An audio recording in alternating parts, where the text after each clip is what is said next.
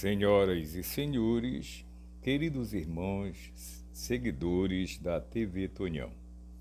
Como anunciamos, hoje faremos uma reflexão para o Centro Espírita Virtual O Evangelho de Jesus, cujo tema será, atendendo a várias solicitações, o martírio de Cristo.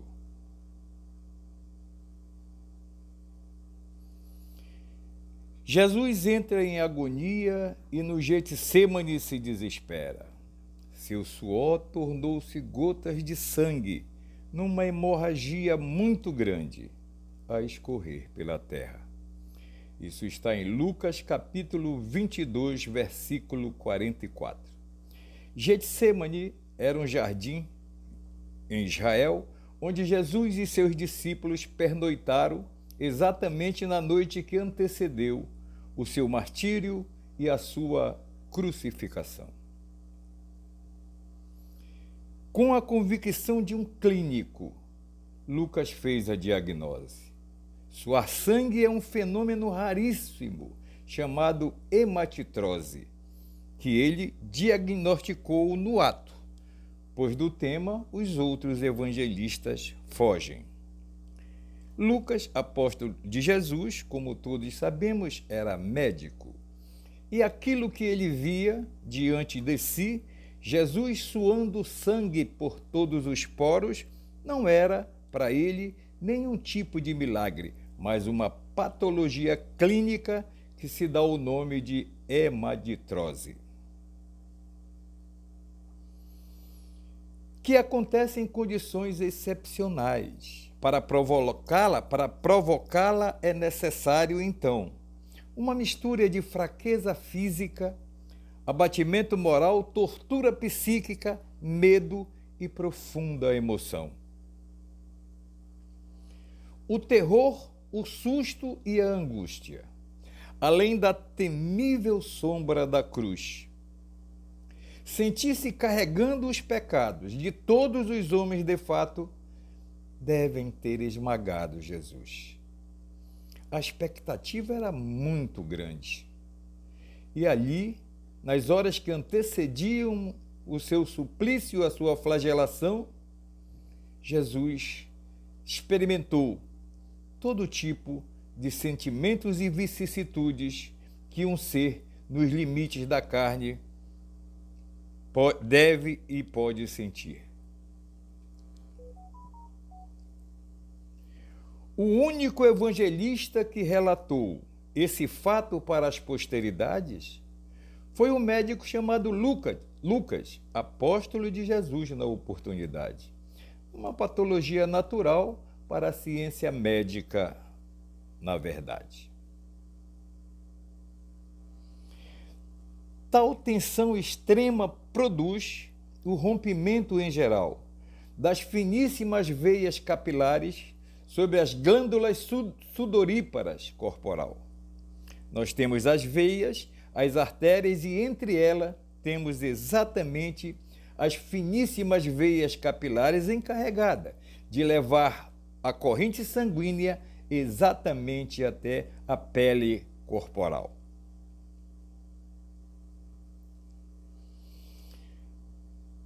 E o sangue se mistura ao suor e se concentra sobre a pele no final, que, levado pelo suor produzido pela glândula sudorípara em seu rito, escorre por todo o corpo carnal.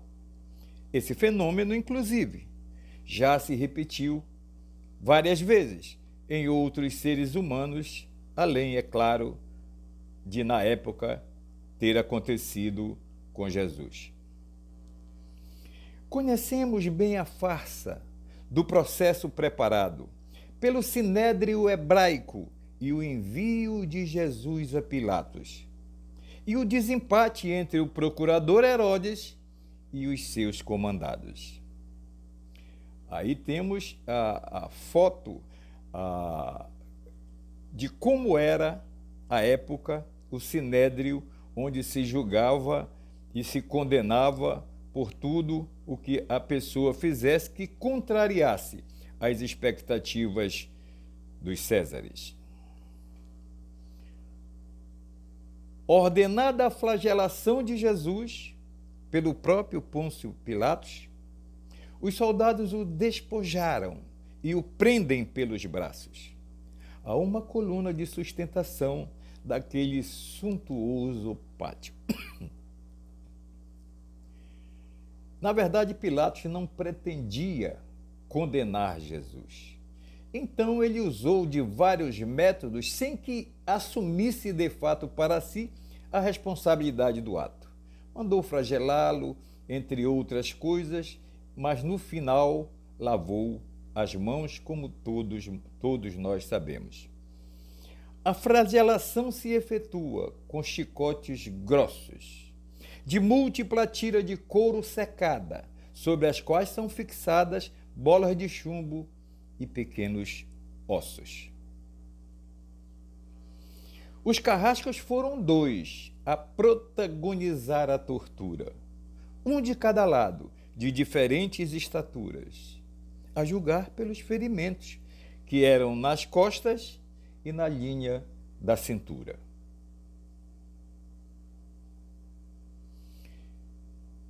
Por causa das chibatadas, a pele de Jesus se altera no geral. Microscópicas hemorragias se espalham pelo seu corpo carnal, vertendo suor e sangue num suplício abismal. A pele se dilacera e se rompe, o sangue espirra dá pavor. Seu rosto, nesse momento, traduz a expressão do horror. A cada golpe, Jesus reage com um sobressalto de dor. As forças se evaem em um suor frio lhe impregna a fronte exposta. O sangue escorre pelo corpo, a cabeça gira numa vertigem e o entorta, no momento em que um calafrio lhe percorre toda a costa. Se não tivesse ele preso pelo pulso naquele instante, no alto da coluna, em cena indignificante, cairia como um mulambo em uma poça de sangue. E depois de tudo o escárnio da coroação covarde, coroa de cipó com longos espinhos, mais duro que os espinhos da acácia, na verdade, que os algozes entrelaçam e aplicam na cabeça com maldade. Os espinhos penetram violentamente no seu couro cabeludo, e a dor leva Jesus às raias do absurdo, fazendo sangrar abundantemente, e bem sabemos realmente como sangra o couro cabeludo. Pilatos continua sua saga, depois de ter mostrado Jesus dilacerado à multidão feroz. O entregou para ser crucificado, pois foi Barrabás que a multidão preferiu ver libertado. O grande braço horizontal da cruz, que pesava uns 50 quilos, foi colocado sobre os ombros de Jesus, aumentando o seu martírio. A estaca vertical já está plantada no Gólgota, com o seu bizarro brilho.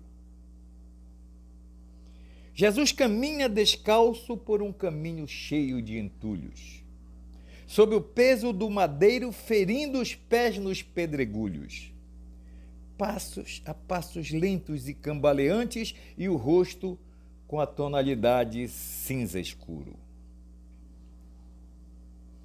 Os soldados passam a puxar. Jesus concorda penosamente.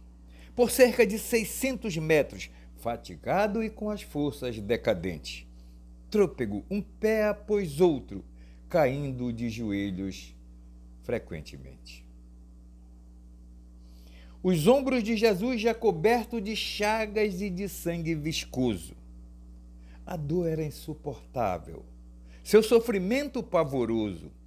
Cai por terra e a viga escorrega, esfolando-lhe ainda mais o dorso. Finalmente, para ganhar tempo, os soldados escolhem na multidão alguém que possa ajudar Jesus na sua terrível missão. Escolheram Simão, homem do campo, para Jesus dar uma mão. Sobre o Calvário tem início a crucificação lastimável. Os carrascos despojam o condenado, arrancando com maldade a túnica colada nas chagas, lhe produzindo uma dor insuportável. Quem já tirou uma atadura de gaze de uma grande ferida, quando do tecido cada fio aderiu à chaga em carne viva, sabe perfeitamente a dor que lhe é produzida. Com a violência que puxavam a túnica, placas de carne se rasgavam do corpo de Jesus, com as terminações nervosas a nu, posta a descoberto pelas chagas. A cada puxão violento, um risco de Jesus se provocar, pela dor insuportável, uma síncope que o leve a desmaiar. Mas isso ainda não é o fim, e o sangue começa a jorrar. Colocaram Jesus deitado de costa no chão cheio de entulhos. As suas chagas se incrustam no pó e nos pedregulhos. Seu dorso é uma ferida só, cheia de pedrinha dos monturos. E sobre o braço horizontal da cruz, os algozes nutrem seus egos. Usam broca para a madeira furar, facilitando na hora de o crucificar a penetração dos pregos. Os carrascos trazem os pregos, longos, pontudos e quadrados, para sustentar Jesus na cruz quando estiver crucificado, e pregam sobre o pulso de Jesus com golpes habilmente martelados. Nesse momento, Jesus contraiu o rosto assustadoramente. O nervo mediano foi lesado e quase decepado totalmente. Ali Jesus suportou uma dor agudíssima e pungente.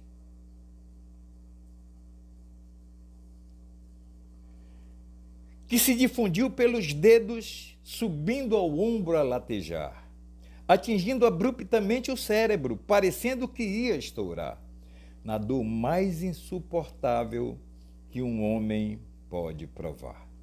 E aí está na figura a réplica de um prego com os quais foram pregados os pulsos e os pés de Jesus. Ou seja, a dor produzida pela lesão na essência de grandes troncos nervosos provoca uma tendência a uma síncope que faz se perder a consciência. O nervo de fato não foi decepado, na verdade.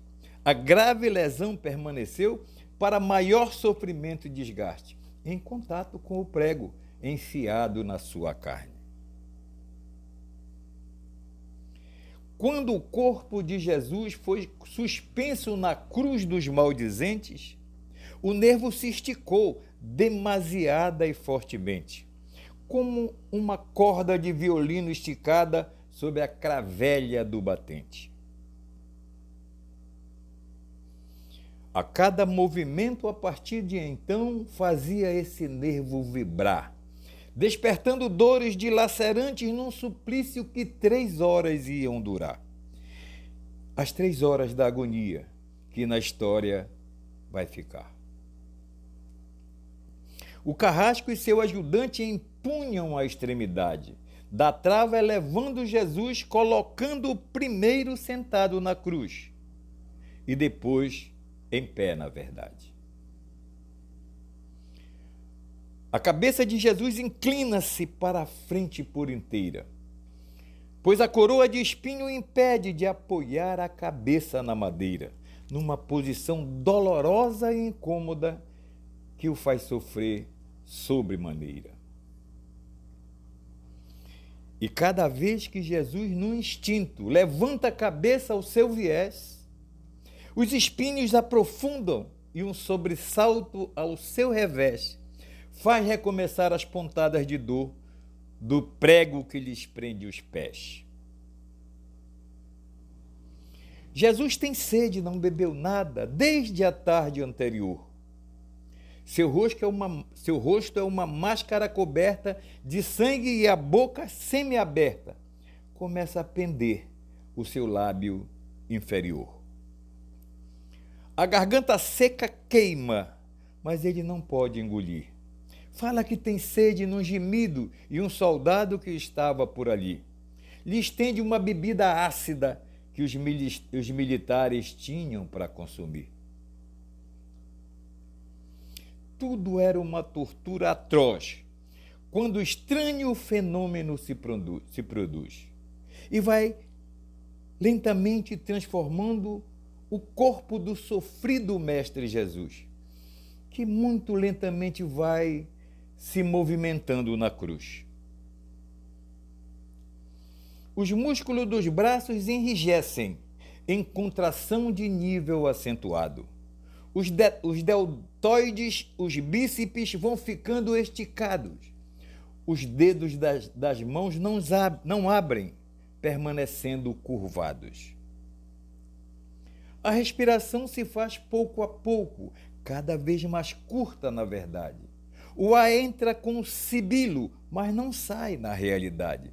Vai se acumulando nos pulmões, entravando-lhes a mobilidade. Respirando com o ápice dos pulmões, com a sede de ar em seu estado é crítico.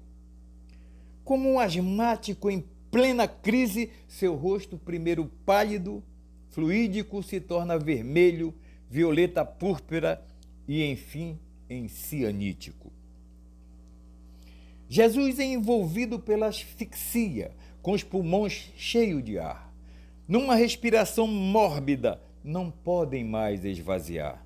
A fronte está impregnada de suor e os olhos parecem querer saltar. Mas o que acontece? Num esforço sobre-humano, Jesus vai lentamente sobre os pregos dos pés se apoiando e pouco a pouco então ele vai o seu corpo elevando. Esforça-se a pequenos golpes para elevar-se, aliviando a tração. Os braços e os músculos do tórax se destendem mais então, voltando ao mínimo aceitável o compasso da sua respiração. Tornando-se mais ampla e profunda, os pulmões voltando a esvaziar. O rosto recupera a palidez inicial, mas por que esse esforço, afinal? Porque Jesus queria falar. Com muito sacrifício, ele assim se expressa: Pai, perdoai, eles não sabem o que fazem. E o seu corpo afrouxa sobre a trave e a asfixia recomeça. E assim pronunciou Jesus na cruz do Calvário 7 frases, apoiando-se nos pregos dos pés para elevar o corpo a cada frase, para então poder falar numa tortura inominável. Atraída pelo sangue que escorria e com o coágulo normal, enxame de moscas unem ao redor do seu corpo que é sangue só, sem que ele possa enxotá-las, afinal. Pouco depois o céu escurece. O sol se esconde de repente. A temperatura diminui, tornando sombrio o ambiente. Logo serão 3 da tarde, com o sol se aproximando do poente. Todas as suas dores, a sede, as câimbras, a asfixia e o latejar dos nervos medianos lhe fazem então lamentar: Deus, meu Deus, por que me abandonar? Jesus dá seu último suspiro dizendo: Pai, tudo está consumado. Em tuas mãos entrego o meu espírito, e morre dilacerado. Em meu lugar, no seu lugar, seu sangue foi derramado. Essa era a nossa reflexão para hoje. Fiquem com Deus, porque eu gosto dele e vocês também, e até a próxima oportunidade.